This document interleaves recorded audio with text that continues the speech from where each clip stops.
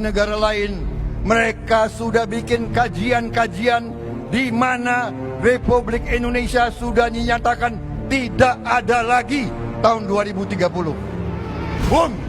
Mereka ramalkan kita ini bubar. Elit kita ini merasa bahwa 80% tanah seluruh negara dikuasai 1% rakyat kita, nggak apa-apa. Bahwa hampir seluruh aset dikuasai 1%. New World Order 2030. Apakah itu nyata?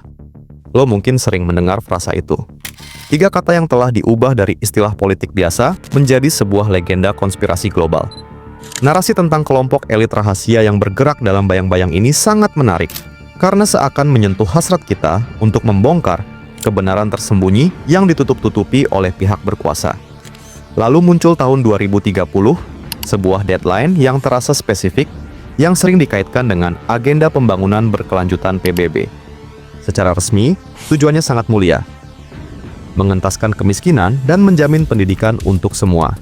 Namun, di dunia konspirasi, agenda ini dibaca sebagai kedok untuk kontrol total dan perampasan kebebasan pribadi lo. Tapi, mari kita geser fokusnya sejenak. Gimana kalau ancaman terbesar bukan datang dari pertemuan rahasia, melainkan dari laboratorium terbuka? Gimana kalau kekuatan yang akan membentuk ulang dunia kita bukanlah sekelompok orang, tapi teknologi yang kita ciptakan sendiri dengan bangga? Lo nggak perlu percaya pada konspirasi untuk merasa khawatir. Kita sedang berada dalam perlombaan global untuk menciptakan kecerdasan buatan, yang puncaknya adalah superinteligensia. Sebuah pikiran digital yang bisa melampaui kita, yang keputusannya mungkin tak akan pernah bisa kita pahami, dan tujuannya, menurut filsuf seperti Nick Bostrom, belum tentu selaras dengan keberlangsungan hidup kita. Di saat yang sama, kita memegang kunci untuk menulis ulang kode kehidupan itu sendiri melalui bioteknologi seperti CRISPR. Ini adalah kekuatan dual use yang dahsyat. Di satu tangan ada janji untuk menyembuhkan penyakit turunan.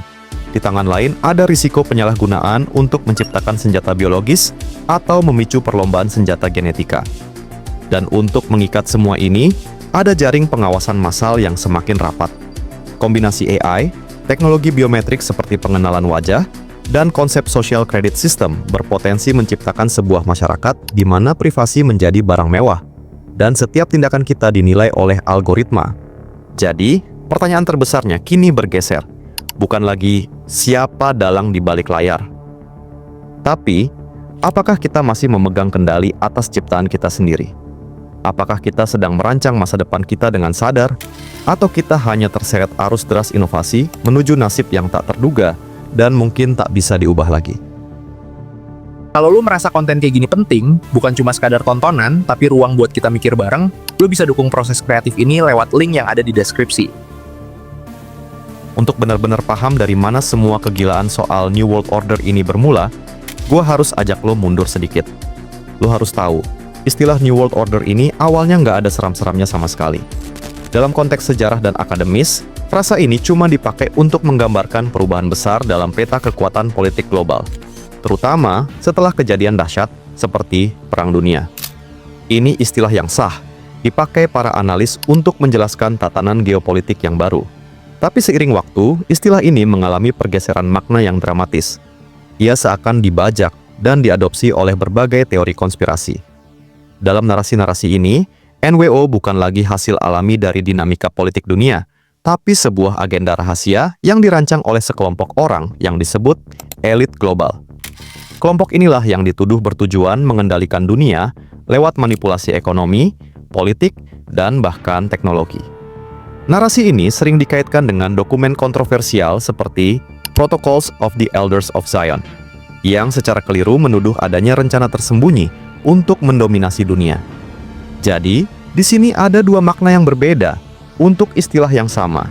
Satu makna akademis yang faktual, dan satu lagi interpretasi konspiratif yang jauh lebih populer dan sensasional. Lalu, bagaimana angka 2030 masuk ke dalam gambar? Disinilah potongan puzzle berikutnya muncul, Agenda 2030 PBB. Sekarang, gua mau lo perhatikan baik-baik. Menurut dokumen resminya, Agenda 2030 adalah sebuah rencana aksi global yang disepakati oleh seluruh negara anggota PBB pada tahun 2015. Isinya adalah 17 tujuan pembangunan berkelanjutan atau SDGs.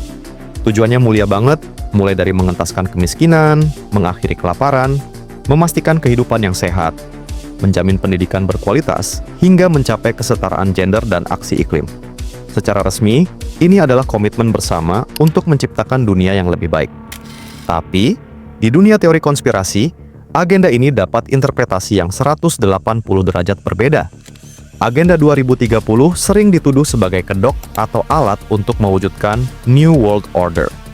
Bahkan sempat beredar disinformasi di media sosial yang mengklaim PBB punya dokumen rahasia berjudul New World Order 2021 sampai 2030. Faktanya, klaim ini sudah diverifikasi sebagai hoax. Dokumen yang mereka maksud sebenarnya adalah dokumen resmi Agenda 2030 yang bisa diakses publik dan secara hukum tidak mengikat negara manapun untuk mengikutinya secara paksa. Pertanyaannya, kenapa agenda pembangunan yang positif ini bisa dipelintir jadi begitu menyeramkan? Mungkin karena skalanya yang global, bahasanya yang ambisius, dan keterlibatan PBB, sebuah organisasi yang sering jadi target kecurigaan, membuatnya jadi sasaran empuk. Api kecurigaan ini kemudian disiram bensin dengan munculnya inisiatif The Great Reset dari World Economic Forum, WEF, pada Juni 2020.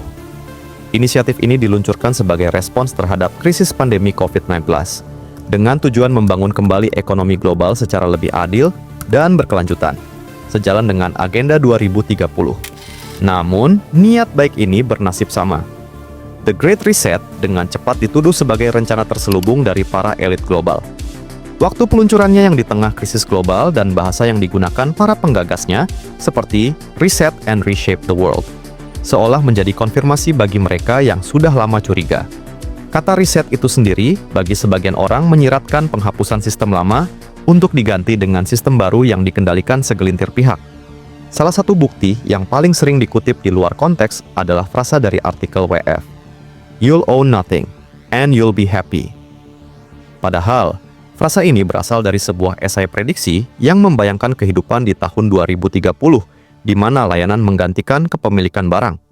Tapi oleh para kritikus, frasa ini diambil sebagai bukti bahwa para elit berencana melucuti kepemilikan pribadi masyarakat. Jadi, sekarang lo lihat polanya. Sebuah istilah geopolitik dibajak, sebuah agenda pembangunan global disalahartikan, dan sebuah respons krisis dianggap sebagai bukti konspirasi. Jaring-jaring narasi ini sangat kuat dan meyakinkan bagi banyak orang. Tapi, pertanyaan terbesarnya masih menggantung.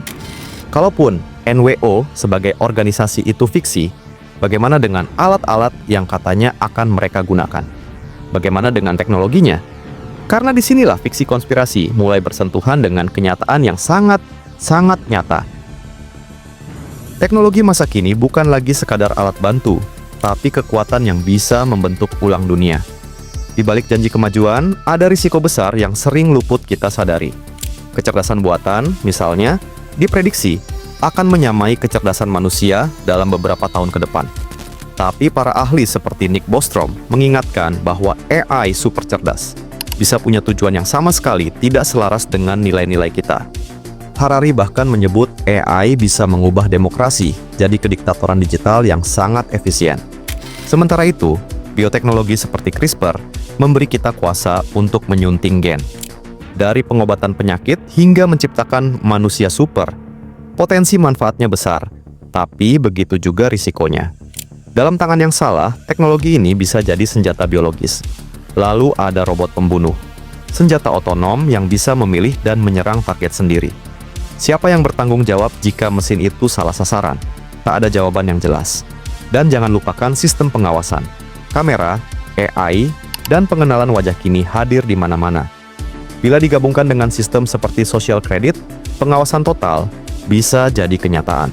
Teknologi menjanjikan masa depan yang hebat, tapi juga membuka pintu menuju distopia. Semua tergantung kemana kita arahkan kekuatan ini. Kita sedang bermain dengan api. Pertanyaannya, apakah kita benar-benar siap? Setelah melihat bagaimana teknologi berkembang, kini muncul pertanyaan besar. Apakah kita sedang menuju akhir dari umat manusia? Inilah yang disebut risiko eksistensial. Ancaman yang bisa menghapus seluruh peradaban, bukan hanya sebagian. Dan yang mengejutkan, Ancaman terbesar kini datang dari tangan kita sendiri, dari teknologi seperti artificial intelligence, bioteknologi, dan sistem senjata otonom yang belum benar-benar kita kuasai. Ketakutan terbesar muncul saat kita membayangkan artificial intelligence yang jauh lebih cerdas dari manusia, tapi tidak punya nilai yang sama. Bukan karena ia jahat, tapi karena ia berbeda. Dan begitu kontrol itu hilang, mungkin sudah tak ada jalan kembali. Namun di tengah semua kecemasan itu, ada juga pandangan optimis. Transhumanisme percaya bahwa teknologi bisa menjadi penyelamat kita. Bayangan tentang manusia yang bisa hidup lebih lama, lebih cerdas, bahkan bisa menyatu dengan mesin, bukan lagi sekadar mimpi. Kita sedang berdiri di titik paling krusial dalam sejarah. Di satu sisi ada kehancuran dan kontrol total. Di sisi lain, ada kemungkinan kelahiran bentuk kehidupan baru.